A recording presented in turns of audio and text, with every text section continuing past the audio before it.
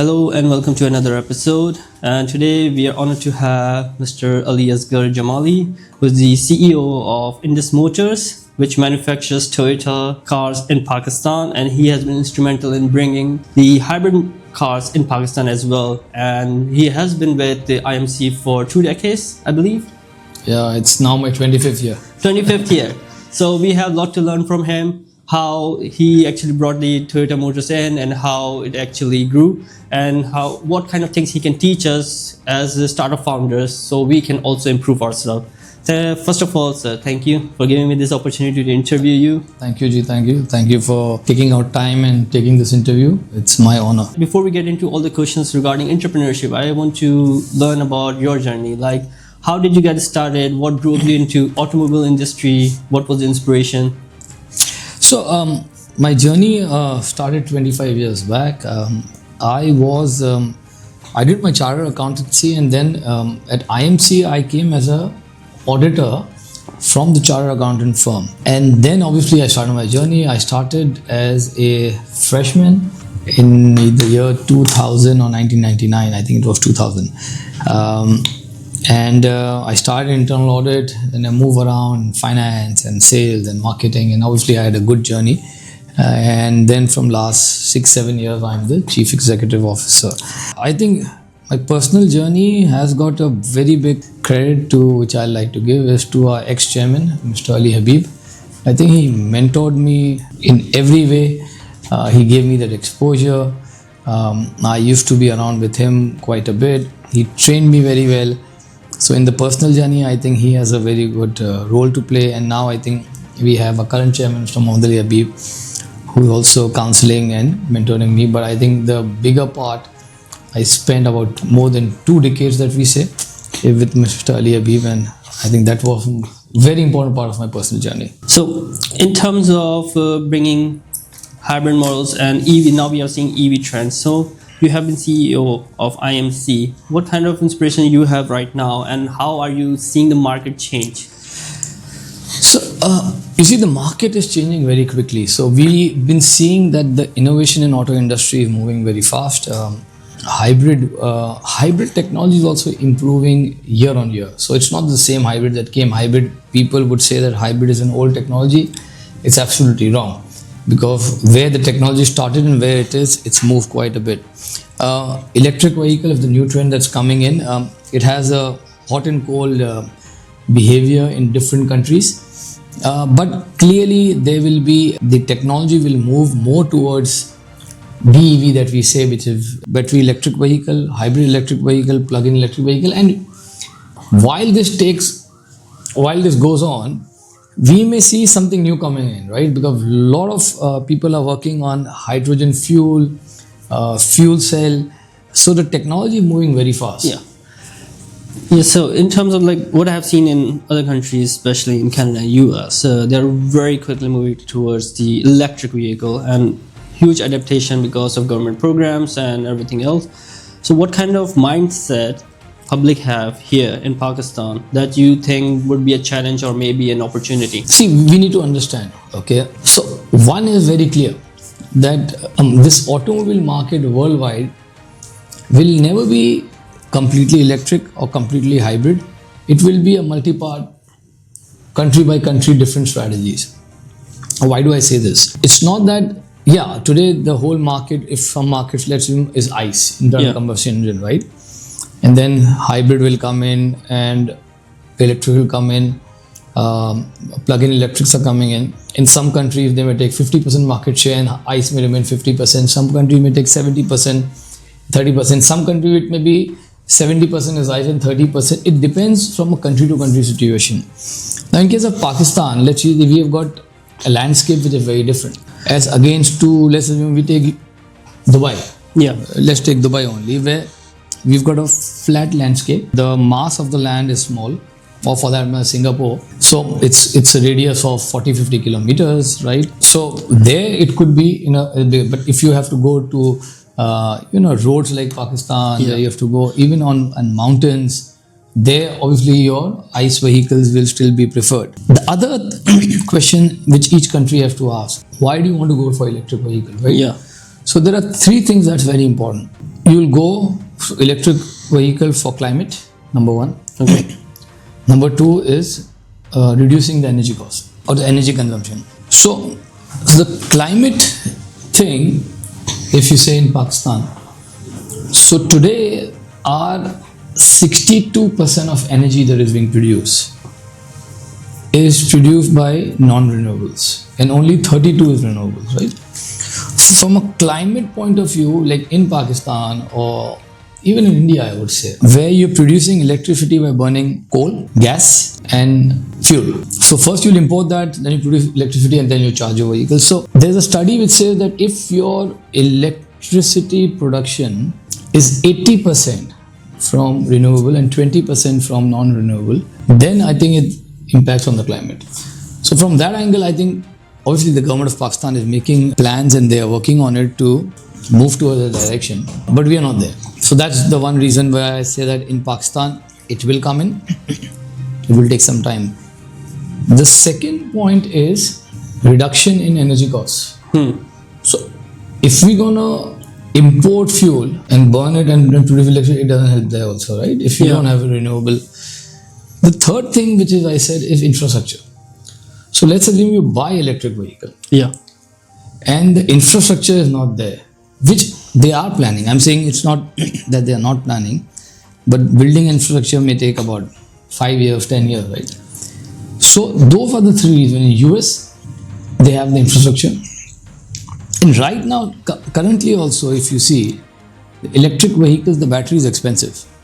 So, but the government is putting giving a lot of incentive to this, and even government of Pakistan is doing. So, government of Pakistan have got a fabulous and a very good electric policy, which they are sweetening it. If I understand, they are working on it. They are going to sweeten it more to attract more electric vehicles. So, that's the landscape that Pakistan is right now. Yeah, see, on the infrastructure side of things, even US and Canada, if everyone switch to electric vehicle, infrastructure will not be able to support all the electric vehicles. So that's where adaptation has been fast, but not entirely completely transformative at this point. Let me give you this information. In US, electric vehicles have slowed down. It's a reverse. So the sales of electric vehicles are going up, and last 2 quarters is showing a declining trend, and hybrid vehicles have come up. Yeah. So that's the trend which is changing there also, but it could be a temporary thing. But I think time will tell. Yeah. So in terms of innovation, so we have seen in last decade a lot of innovation in car and automobile industry to make it more efficient and hybrid and plug-in hybrid, and a lot of things have come out, right? And we have seen Pakistani people also adapt to those trends. So what kind of innovation you are seeing in future that might be helpful? As I said, people are working on hydrogen vehicles. Yeah. Toyota is working on it, working on fuel cells. I keep on hearing they are working on making the engine more efficient. So innovation is constantly going on. And as I said, I think that as the EV thing comes up, there could be another disruption by a new innovation. Now we need to wait and see. That's just there's just a instinct. There's just some educated guess.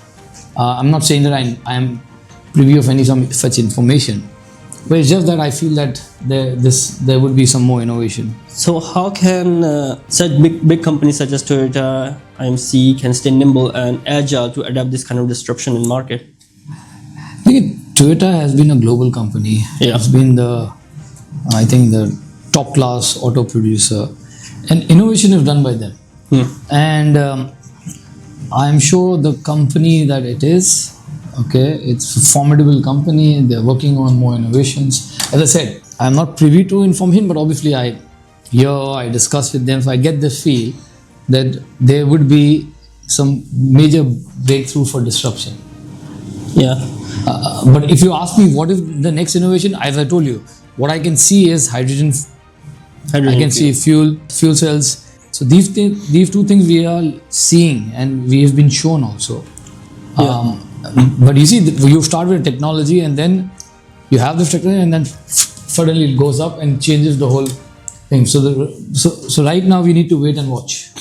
For sure. So now let's change things a bit, right? What I want to understand is how is entrepreneurship shaping in Pakistan, right? In past decade, when I was here last time, there was not much of startup ecosystem, there was not much of entrepreneurship, but suddenly it started going so fast. So what kind of things you see as changing in Pakistan, and what kind of support system Pakistan is building? See, entrepreneurship in Pakistan have always been there. We've seen business leaders who's grown in Pakistan. There are many such entrepreneurs that have, without any government support, as I can say that in Pakistan, starting and working into an environment which is difficult, these entrepreneurs in Pakistan have built massive industries. The problem with Pakistan right now is that we are within Pakistan. We need more investment and more technology transfer coming from outside Pakistan. And that is the problem because of this, unfortunately, security situation. We are seeing that the more investors are not coming to Pakistan. I was just at the embassy today and I was having some discussion. They were saying that there's so much potential in Pakistan. People want to invest. But because of security situation, there is, there are problems in getting approvals. We talk about input cost is high. I think that's not so important. It's more about safety, security, and quick approvals. So if that is, our entrepreneurship will increase further because whatever they've learned from within or the exposure that they've had. But there's joint ventures and partnerships and people coming outside, technology transfers, that will create a massive thing. Startups, we've seen, they're coming up. The new generation is quite agile. They are really, I've seen some really good startups that have come in. But again, the problem is exposure. How do we give these people exposure? Because the interaction is very small. If you go to any other country, people coming in, they're coming to invest, they're ready to invest, so the horizon increases. And the biggest challenge here is the horizon. So in terms, like you have pointed out a very good fact about the safety and security reason that foreign investors start injecting in Pakistan. But let's talk about other challenges that an entrepreneur might face. Let's say a homegrown entrepreneur and they are building a technology. What kind of challenges other than red taping they might face in the market, right? I didn't want to use the word red tape. I was trying to avoid it, but that's the right word. That's the issue that we have. A lot of things get halted because of the red taping. And then if someone is building a technology, right? And because till they get the approval, their technology might outpace the market, right? Like market might outpace their technology. So it's like a lot of new competitor might come in as well. So opportunity to capture the market decreases. What's your thought on that? Yeah, I'll cover this point in a different way. It's not that obviously technology, if it's changing very quickly, you're right. But I've always been telling this to government of Pakistan, right? One is this problem, safety and security that's there. Another problem that we have is the policies. So if we want the foreign investors to come in, invest in Pakistan, which brings in FDIs. And FDI is a very good source to even balance your current account. We need long-term policies. Okay. And anybody who wants to come and invest in Pakistan needs a clear and long-term policy. We make 5 years policy. So in 5 years, if somebody is sitting outside to plan and come in and check, 1-2 years goes away. And then the moment they come and invest, even if you want to put an industry, let's assume if a 5-year policy is there. So if somebody takes even 1 year to decide, because they will see, right? Then they come put an industry, it will take industry setup will take 18 months to 24 months. So 3 years gone, policy is there for only for 2 years. That's the problem that people don't come. And on top of it, if the government changes, the new government changes the policy. So these are extremely important that we have 15 years, 20 years policy. Let the foreign investment come into Pakistan. It will save dollars. They will bring technology transfer. They will also give jobs. They will reduce our import bill. And okay, they will make money. So let them, if somebody is coming investing in Pakistan, but for long term, your structure will develop. Right now, if you talk about industry, right? There is no raw material producing industry in Pakistan. So what are the main 4 raw materials? Steel, resin, copper, aluminium. We don't have it. We have to import every raw material in this country. Why can't we have this? In steel, there are 9 processes. we are maybe doing only 2 processes in Pakistan. There are 7 processes which are hardcore. If we do it, let others come and invest, bring in $2. There were roughly about massive foreign exchange saving per ton that we can achieve. So it's beneficial for Pakistan. Your raw material costs will go down, your import bill will go down. You will just be importing the basic, like or maybe you're using an ore to make steel and it will come from Pakistan rather than having full sheets coming out. So those are the challenges that we have. Just so safety, security, right? Long-term policies. These are the challenges that we have in Pakistan. See, all these problems that you are pointing out. So all this problem that you are pointing out, right? Infrastructure development for all this and policies for 10 to 15 years makes all the sense and might be a talk of common sense as well. But in practical sense, in my opinion, does not really match the reality, right? Because you've already pointed out government changes, policy changes, public opinion changes, policy changes. So like how will you make anyone agree that like you have to sit down, be patient for 10 to 15 years? Because as soon as, like I've seen this in Canada as well, when pandemic hit, government started to give out a lot of financial support, right? But that's like basically emptying the treasury, right? But like if you put all that money into building such infrastructure which will actually bring in investment, then you have to basically tell the public, be patient, trust in the process, and wait for 10 to 15 years. And no public like to wait at this point. You see, you don't have to make the public wait, right? In COVID, it was a different strategy. I think the world had not seen it. It was a complete shutdown. I think that at that time, people needed to be supported. So that's a different thing.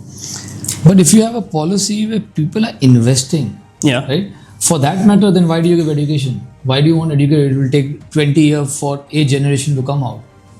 So you don't think short term. We are not, it's a country. We are not a shop. Like we would say, you know, in Urdu we say kabhi maal bech diya. That's not the, you have to plan long term. Even Toyota as a company would have a 25 or 30 years plan, right? As Indus Motors, I've got a 10 years plan.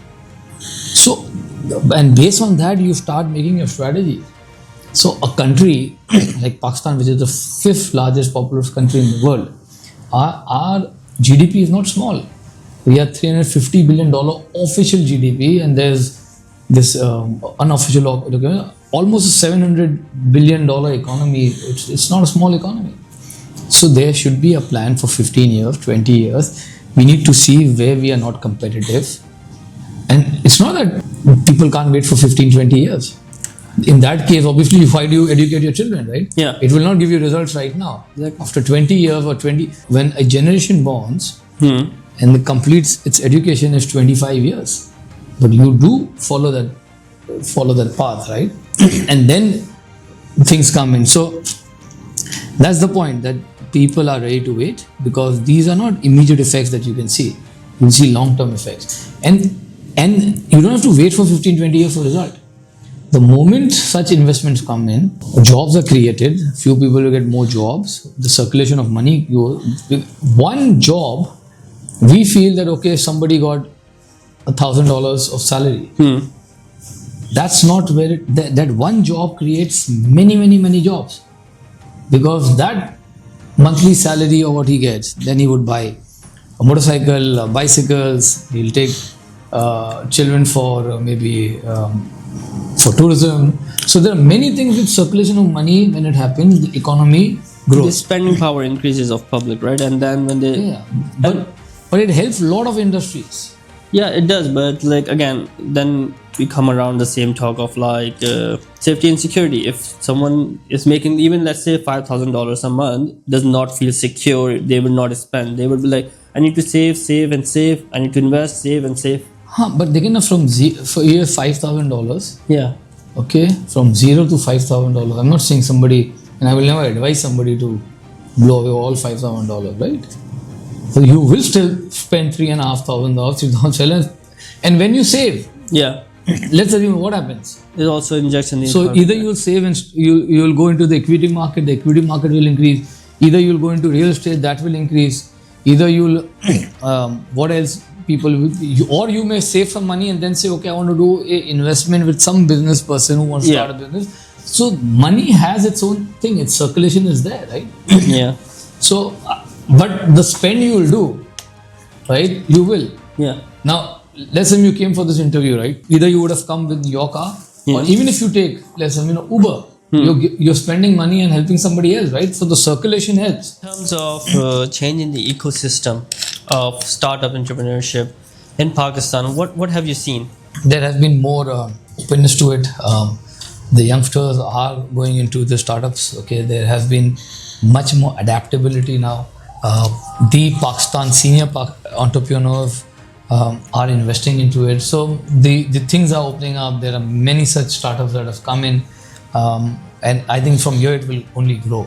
And for startups, I think the government of Pakistan also supporting. So that is a good initiative. I think that we should give them credit. Again, we should learn from other countries what other incentive they've given. We are far behind, far behind.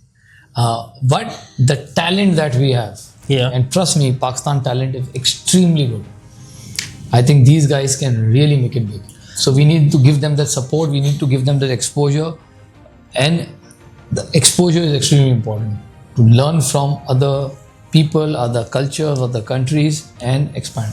Well, that's very true. I've seen a lot of national incubation centers and professional incubation center for startups providing great support in universities, and both to younger generation and older generation who have good ideas and have some passion to actually pursue it. I actually met a couple of startups at NED as well, and they are doing some amazing jobs with the help of NICs. So in terms of advice that you would give to entrepreneurs in Pakistan especially, like what your experience have taught you throughout in IMC that you can basically relate to younger generation who are just starting out? I think one thing I clearly tell everybody, so the starting point is everybody should get good education. And when I say good education, it doesn't mean that if you can go outside and take exposure, if your family can afford, you should do it.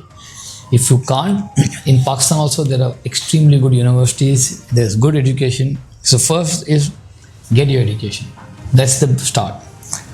Once you go into when you start your own business, you want to be an entrepreneur or you want to even do a job, initial 10 years is hard work. There is no replacement of other than hard work. And always be honest, okay, with your work, okay. Integrity is extremely important. This hard work and integrity, okay, will take you the next level. Third, keep your ears and eyes open. There is so much to learn everywhere, okay, new things that will really help. Fourth, learn from people. The experience that you will get from learning from people, from different culture, from different countries, that will change. Because why do I say first 10-15 years of hard work? Because after that, hard work is there, you will always have to do. But your hard work will get change in managing people. You will have to manage people. And managing people, you will learn by meeting more and more different people, cultural difference, country difference, so that you get that overall experience. So there is no replacement of hard work.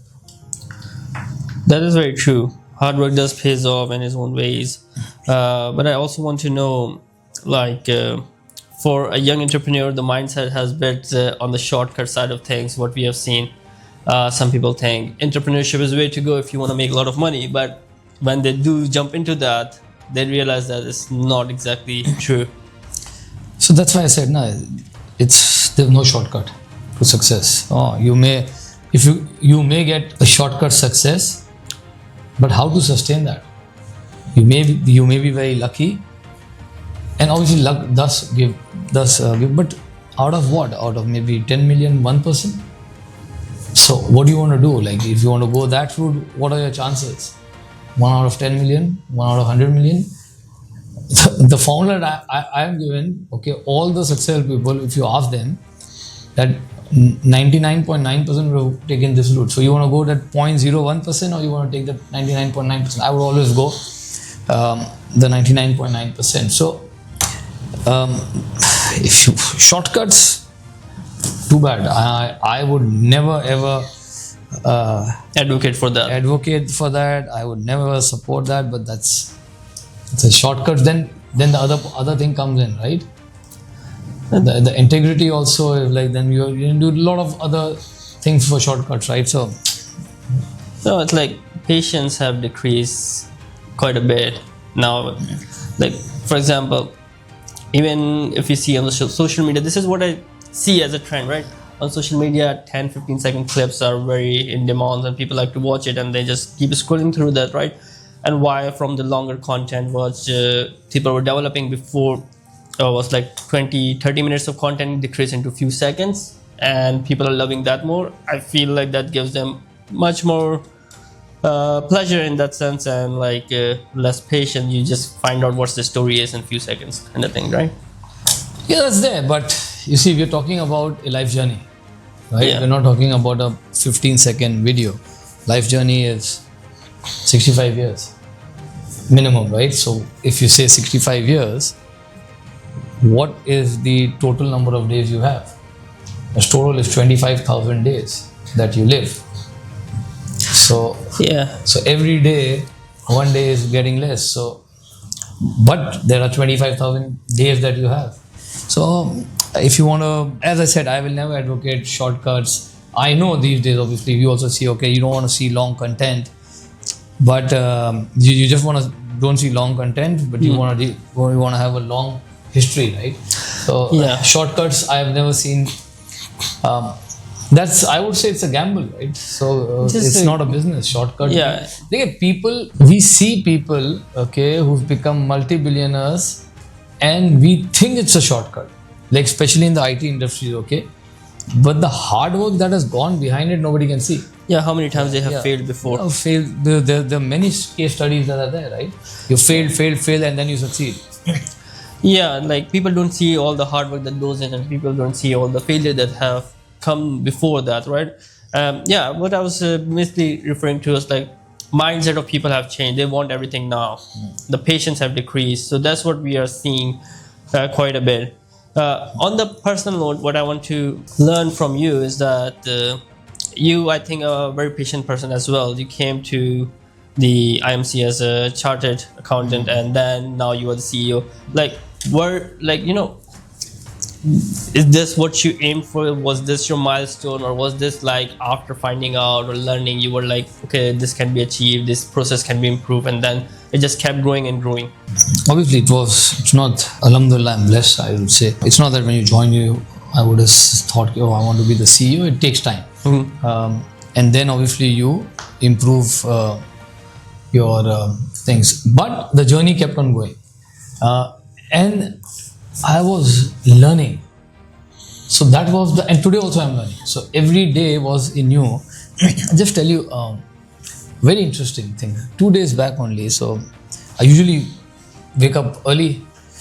So one day I would wake up at 6:30 or something. One day I was 2 days back only. So I woke up at 5:30, got ready. So my wife came in. She said, "What's wrong with you? Why didn't you sleep? Why did you wake up early?" So my answer to is I enjoy what I do. It's happened just 48 hours before, and obviously she was looking at me and saying, yes, okay, that could be the reason, right? So today also I enjoy what I do. I used to enjoy, and as I said, right, I was extremely lucky to have a mentor like Mr. Ali Habib, right? And it kept me motivated. It still keeps me motivated. So you keep on learning, and obviously, as I said, hard work. Initial 10-12 years, I used to do a lot of hard work. My wife used to say, "Are you the security guard?" Because the last person to get out. But those things you need to do. Yeah, it's very exciting. When you're really excited for what you do get up early. You do want to get to work really early. This is something that as a child, what I feel like when we were kids, and next day we decided, we are going on a picnic and we are going to the swimming park or something like that. To wake up early, right? Yeah, and like we can't sleep because we are too excited. And then when we fell asleep, we wake up really early. We don't really we never woke up for school like that. So clearly, if you enjoy, right, your results are better. Your mind is thinking straight. You're making good decisions. You have a lot more energy. You have energy, you're making good decisions, and you keep people around you also motivated and happy. Exactly. Imagine if you're sulking, the energy of a leadership spreads. Yeah. Right? If you're in a happy and you're motivated, it spreads. If you're sulking, if you're like people you have see negative that. feeling, it goes inside in the team also. People see that, and people are like, oh, the leadership does not care, then why should we care? And like when leadership itself is excited, they themselves are about like able to see the processes and where things can be improved, the future trends and everything, because their minds and eyes and ears are all open. They are looking to make things better for not just the company, but for the people themselves who are working in the company. And that's what I think employees and all the people like as well, because then they're like, yeah, our safety and security is assured. We can believe in the leadership and we can see a brighter future. So that's what people are working for, right? A brighter future. Done. Thank you. Thank you. You have any other questions, or are we done? I think we had a really good opportunity to learn from you, and It was likewise. I also learned, and I said, and I mean it. I'm not just saying it because, as I say, this is my last words that I would want to say. At every single moment, every single point, you are learning. It's just that your adaptability is there or not. Okay, so I would have learned from you two today also. Maybe I was where you are asking me questions, but the way you would have asked me a question, or the way you would have conducted, there was something learning from me. So you have to see learning in every aspect of life. Thank you. Thank you so much for the interview and opportunity for us to learn from you. It just has been amazing to meet you. Thank you so much, sir. Thank you.